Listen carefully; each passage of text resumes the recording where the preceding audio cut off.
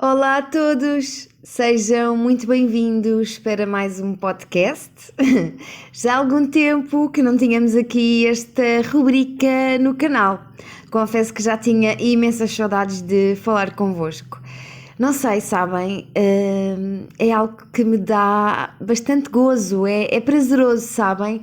Porque uma pessoa concentra-se mais na voz. Enfim, eu já partilhei convosco várias vezes que acho muito interessante esta questão dos podcasts e, por outro lado, também permite que nós possamos estar a fazer outras coisas. Eu gosto imenso de ouvir pessoas a falar, sobretudo se for alguma coisa que me interesse, não é? Ou mesmo só para jogar tempo fora, sabem? Para me sentir acompanhada quando estou a fazer algumas tarefas em casa, por exemplo. Pois bem, olhem, tenho aqui alguns temas para falar, algumas são vossas sugestões. Em todo caso, queria falar aqui numa primeira análise convosco acerca de uma coisa que é, por um lado é engraçado, ou seja, deixem ver se eu consigo expressar da melhor maneira.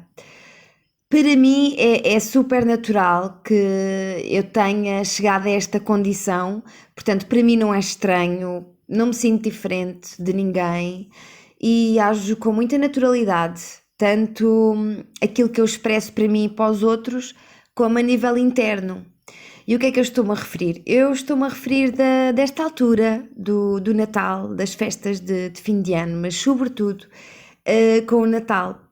Já há cerca de 2 anos, salvo erro, eu tinha gravado um vídeo, que por acaso até foi gravado em Bangkok, quando eu estava lá, e na altura fiz um vídeo a explicar porque é que eu não festejava o Natal, isto tudo porque eu estava precisamente na altura de Natal em Bangkok, e então recebi muitas mensagens de muitas pessoas a perguntarem: então vens agora a Portugal? Mas uma pergunta quase que já sabiam a resposta, como quem diz: tens que vir, não é? É a altura de Natal. E eu disse: não, disse isto a várias pessoas, não é? Como continuo com a mesma verdade hoje em dia. E eu disse: não, eu até prefiro passar aqui, porque, como é um país budista, não se festeja o Natal. Claro que há sempre um apontamento ao outro, porque é um país muito turístico, mas nada que se compare àquilo que nós vivemos no nosso país. Portanto, nesse sentido, eu prefiro até estar aqui na Tailândia.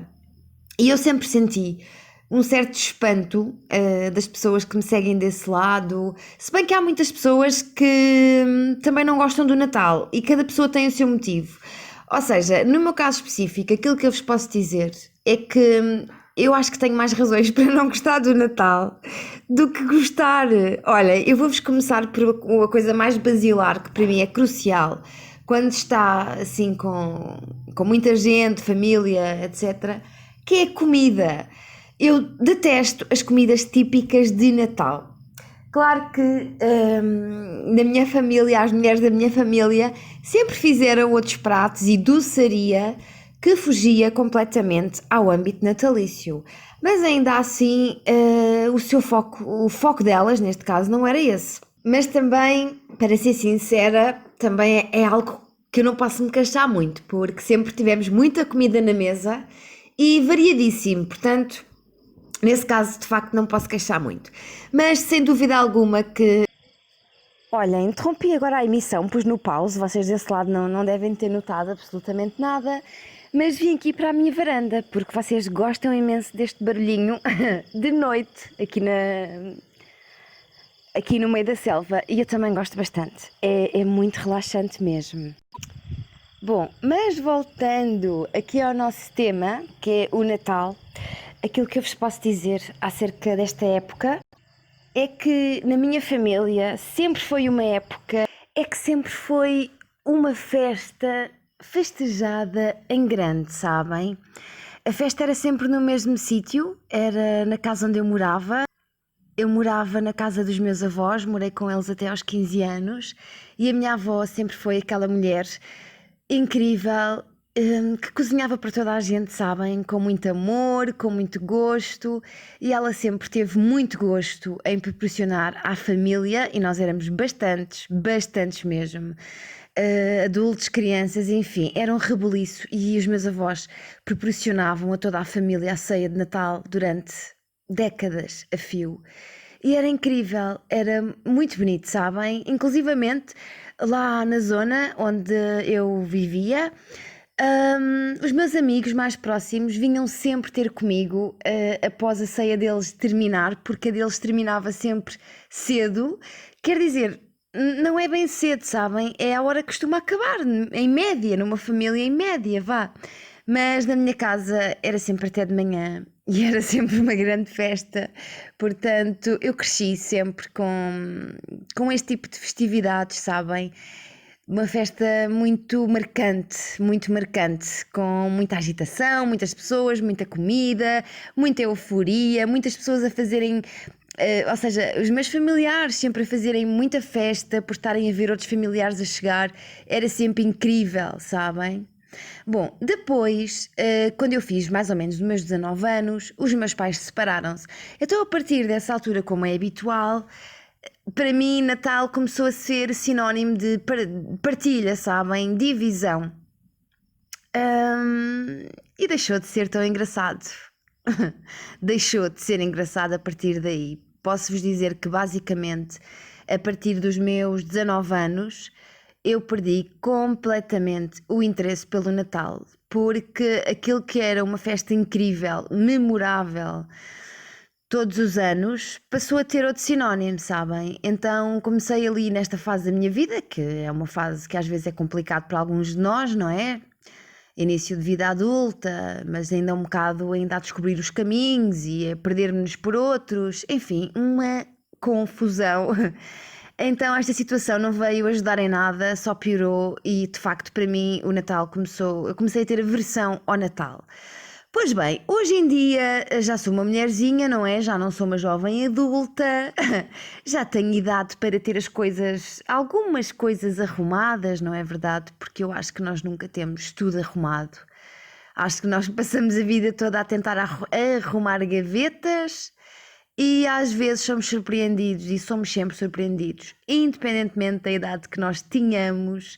Aparecem sempre gavetas novas para nós arrumarmos, que nós nunca expectaríamos que aparecessem em tenra idade. Portanto, nada de novo, não me vou estar a queixar, porque eu acho que a vida vai ser toda assim até ao fim. Portanto, hoje em dia eu continuo a detestar o Natal, pelos motivos que eu já vos disse, mas agora, sei lá, tenho ainda mais motivos, acho eu, sabem? Tenho ainda mais motivos. Um deles é que fez 2 anos, vai fazer 2 anos agora em janeiro, que a minha avó foi para outro mundo. Olhem, então aí foi a gota d'água, sabem? Não, eu perdi completamente o interesse pelo Natal. E depois, aliada a esta vertente toda do consumismo, apelos super art selling para tudo e mais alguma coisa para comprar, acabou de facto por poluir ainda mais a ideia que eu tinha do Natal. Portanto, optei, foi uma escolha que eu fiz. Eu comecei a perceber que de facto já não gostava do Natal a partir dos 19 anos e comecei a perceber de facto que era uma altura que eu não gostava mais. E então decidi assumir para mim própria e para toda a gente que eu não festejo o Natal e não gosto. E sinto-me muito mais leve por isso, sabem? Porque evidentemente que se eu estiver em Portugal é só mais um pretexto para estar com a família, para comer bem, evidentemente, e está tudo ok e nós vamos e divertimos-nos, ótimo, ouro sobre azul. Mas, enfim, não sei se estão a perceber, eu acho que sim.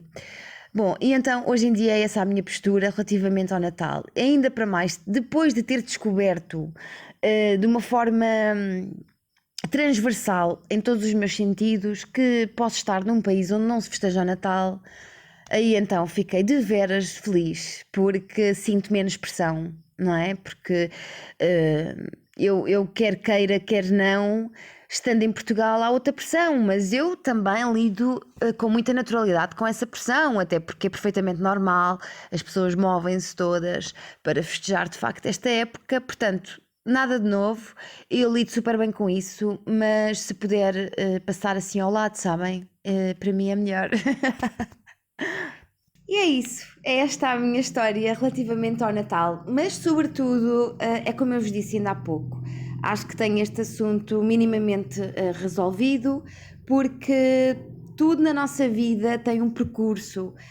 Temos eventos relacionados, sentimentos relacionados e o mais importante é que nós consigamos de facto arrumar as coisas para que não sejam fonte de dor ou de tristeza.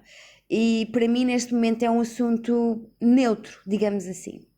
Bom, outra coisinha que eu também gostaria de falar convosco é acerca da ansiedade, que é um tema que vocês desse lado sabem que eu gosto bastante de falar. E já falei várias vezes, temos aqui alguns vídeos no canal, já falei no âmbito deste podcast, como também tenho aqui 2 ou 3 vídeos a falar sobre a ansiedade, mas eu acho que a ansiedade prende-se muito ao facto de nós estarmos a viver no futuro e de alguma forma pormos em cima da mesa que algo de mal efetivamente pode vir a acontecer. E muitas das vezes esse estado de ansiedade faz com que nós projetemos algumas situações que muito possivelmente não irão acontecer, mas nós sofremos imenso a pensar que na simples hipótese de 0,001 que aquela situação pode vir a ocorrer. Isso já é motivo suficiente para nos tirar o sono. Mas há uma coisa engraçada, sabem? Há uma coisa engraçada que eu não sei se acontece convosco, mas comigo costuma acontecer e eu estou nessa tarefa neste momento, que é conseguir perceber a diferença entre algo que me está a dar ansiedade sobre o futuro, algo que pode vir a acontecer, ou intuição. É que eu às vezes acho que é intuição, sabem? E não tem que ser evidentemente uma coisa má, um pressentimento mau, mas eu acho que às vezes há umas vozinhas, sabem, que aparecem assim de repente na nossa cabeça.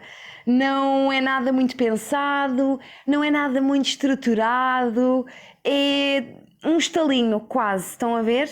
E então, de repente aquela ideia vai à nossa cabeça a dar-nos indicação para que caminho ir, para que direção ir, e eu estou estou a tentar perceber o que é que de facto é ansiedade e o que é intuição, porque eu acho muito importante nós sabermos a distinção entre estas duas situações que nada têm a ver uma com a outra, porque a nossa intuição está sempre certa, e é engraçado porque estes dias temos falado muito lá pelo Instagram acerca da intuição, nomeadamente com a querida Tatanita, que esteve aqui no YouTube durante muitos anos, agora está só no Instagram, uma querida, e de facto é também uma das pessoas que eu gosto muito e que também está atenta para essa situação, porque, regra geral, a nossa intuição nunca falha, e quando nós não damos ouvidos à nossa intuição,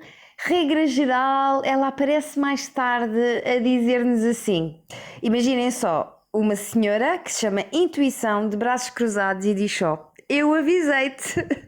Isso acontece muitas vezes. Gostava de saber também se acontece convosco. E até que ponto é que vocês ouvem a vossa intuição? Até que ponto é que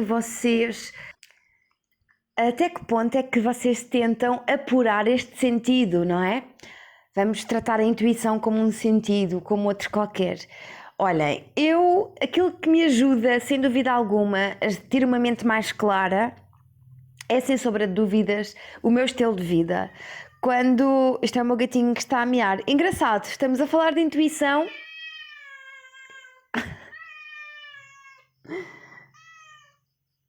Engraçado, não é? Estamos a falar de intuição e temos aqui um gatinho a dizer sim, é mesmo isso. E então, o meu estilo de vida, como eu estava a dizer, é sem dúvida alguma aquilo que me ajuda a estar mais conectada comigo própria, nomeadamente a respeitar as minhas horas de descanso, as minhas horas de sono, aquilo que eu ingiro, até que ponto é que estou a ingerir alimentos vivos e frescos. E sem dúvida alguma o contacto com a natureza, que me ajuda muito, a mim e a qualquer ser humano, a estarmos mais sintonizados, mais ligados à terra, não é? Quase como se tivéssemos aqui uma corrente elétrica que nos liga às pulsações do universo. E nesse sentido ajuda-me bastante ter esta conexão, este estilo de vida mais calmo, ajuda-me sem dúvida alguma a conseguir apurar a minha intuição.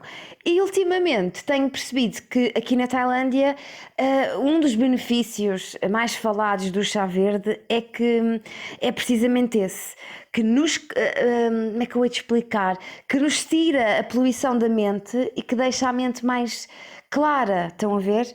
E então não tenho bebido outra coisa à noite que não o chá verde, com um bocadinho de curcuma, gengibre e uma pitada de pimenta preta. E então, sempre na esperança de apurar a intuição, não é verdade? Mas é isso, sobretudo é o estilo de vida, o ar que respiramos. Muito importante, o ar que respiramos, sem dúvida alguma, traz-nos muita coisa, não é? Por isso é que a respiração é tão importante nestas filosofias mais asiáticas, como é o caso do yoga, por exemplo. Os entendidos nesta área estão sempre a falar da respiração, que de facto a respiração é muito importante e pode alavancar aqui muita coisa no nosso corpo físico e é sem dúvida alguma uma ferramenta que nós temos de comunicação com o nosso corpo e a mente. E agora vamos falar sobre outro assunto. Tive aqui uma sugestão da querida Virgínia para falar acerca daquele pensamento que nós temos muitas vezes sobre aquilo que nós estamos a fazer, sobre as nossas tarefas, sejam a nível profissional ou noutras áreas. Pelo menos foi assim que eu entendi a questão. Aquele sentimento que nós por vezes temos de que não fizemos as coisas bem feitas, ficamos na dúvida se devíamos ter ido por um determinado caminho ou por outro. Enfim, claro que é importante nós termos este foco e termos este tato para conseguirmos avaliarmos-nos a nós próprios e, sobretudo, conseguirmos policiar as nossas ações, aquilo que nós estamos a fazer, seja de uma forma mais palpável, desde o pequeno ato de fazer uma sopa, não é? Que é tão importante cozinhar, não é? Outros vão comer aquilo que nós cozinhamos, é um ato. Enfim, é muito profundo realmente nesse sentido. Seja neste ato de fazer uma sopa ou mesmo numa tarefa mais completa intelectualmente, não é? Falando, eu acho que é super importante nós termos esta autocrítica, mas acho também que devemos ter muito cuidado com o nosso ego nesta circunstância, porque pode, sem sombra de dúvidas, ser bastante massacrante no sentido em que podemos estar a ser demasiado duros connosco próprios. E isto acontece muitas das vezes porque é uma tendência que já nos corre no sangue, sobretudo mulheres, não é? Que temos tido um papel na sociedade enfim, vamos acumulando várias funções e temos que ser boas em todas elas. E há muita pressão hoje em dia para que sejamos os melhores. E, na minha opinião, é ridículo, porque a partir do momento em que todos nós somos tão diferentes, nenhum ser humano pode ser comparado a outro, não é? Mesmo que haja uma grande semelhança, seja ela física ou a nível de personalidade, as pessoas acabam por continuar a ser de veras diferentes. Portanto, estamos a falar de pessoas que são tão diferentes. Como é que estas pessoas podem competir se cada uma vai ser boa numa vertente e a outra vice-versa? Portanto, esta situação aqui da competição e temos que ser muito bons e fazer tudo muito bem é uma grande construção desta nossa sociedade que neste momento está completamente apoiada no capitalismo, nomeadamente na maior parte deste planeta, não é? Mas acaba por ser uma fonte de muita frustração, insatisfação, ansiedade, depressão, enfim. E realmente acho que estamos neste momento todos a tentar aprender a ser mais leve. E neste sentido lembrei-me agora de uma situação muito interessante, que é o ócio. Eu tenho estado a estudar sobre o ócio. E numa sociedade que as pessoas são tão valorizadas por trabalhar tanto, Olhem, a propósito disto, eu lembrei-me agora imediatamente de um anúncio que está neste momento a passar nas televisões portuguesas, que é, olha, eu não sei o nome do medicamento, também não vou dizer aqui, mas basicamente é um medicamento para tu tomares quando estás constipado ou com febre ou assim. E então eu acho o anúncio ridículo, porque basicamente o anúncio prende-se com uma funcionária que está em casa de manhã ou à noite, não sei bem, a ligar para a sua chefia, a comunicar que não vai trabalhar porque está péssima na cama e está super doente. Por sua vez, a chefe responde, toda alegre, a dizer que não é preciso faltares porque agora tens este comprimido XPTO e ficas bem rapidamente. Olhem, a sério, eu achei este anúncio tão ridículo, porque, enfim, o que dizer? Eu nem tenho muita coisa para dizer, eu acho que está na cara o quão ridículo este anúncio é. As pessoas hoje em dia têm este preconceito em faltar quando precisam e estamos a viver de facto uma era robótica que está completamente a pôr de parte o ser humano com todas as suas vantagens e desvantagens. Portanto, estamos a ser lidados todos como se fôssemos caixas que saíram de uma linha de montagem. O que nem é muito interessante para o mundo empresarial, porque poderíamos acrescentar tanto valor a ser nós próprios e a sentirmos sobretudo que estamos a lidar de uma forma profissional e verdadeira com o mundo empresarial, e isso é permitir também o descanso quando não estamos bem, porque muitas das vezes estas doenças começam no foro psíquico. Porque muitas das vezes as doenças que nós temos aparecem aqui à nossa volta antes de chegarem ao corpo. E às vezes estamos mais cansados, estressados, por consequência o sistema imunológico fica mais debilitado e aí sim somos alvos de doenças. Portanto, achei ridículo esta agressividade em que temos que trabalhar mesmo estando mal, enfim. Mas estava-vos a dizer acerca do ócio, que eu achei muito interessante este assunto do ócio e tenho estado de vez em quando a estudar sobre isso e de facto é algo que é muito importante o ser humano ter momentos de ócio.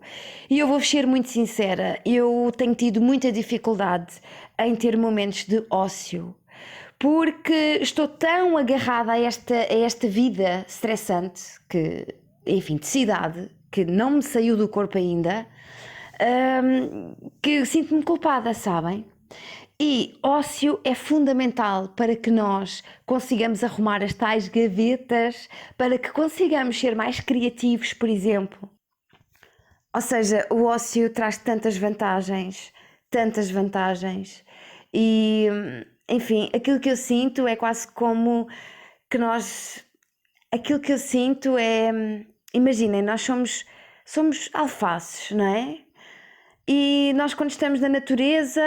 Recebemos o sol quando temos que receber, recebemos a aguinha da chuva quando temos de receber, os nutrientes da terra, temos alguns animais que nos protegem, temos outros que não, que são pragas, mas enfim, numa floresta não existem pragas, não é?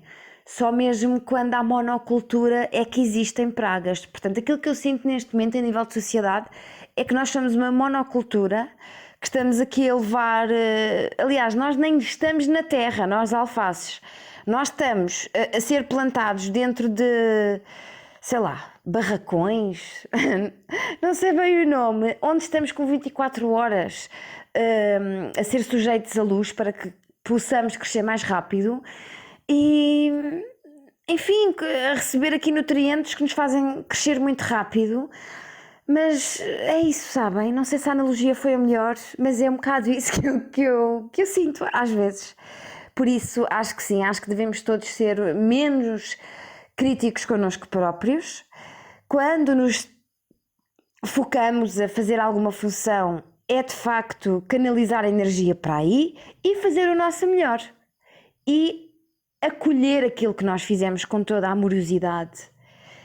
E se por algum motivo não estivermos satisfeitos, faz parte do processo. Da próxima vez, vamos continuar este processo com o aprendizado, com as aprendizagens do passado, portanto, sempre a crescer e a evoluir.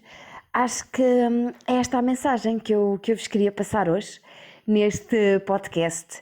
Dizer sobretudo que agradeço sempre vocês estarem desse lado e que vou esperar então os vossos comentários aqui em baixo e sugestões para o próximo podcast. Um grande beijinho. Mua.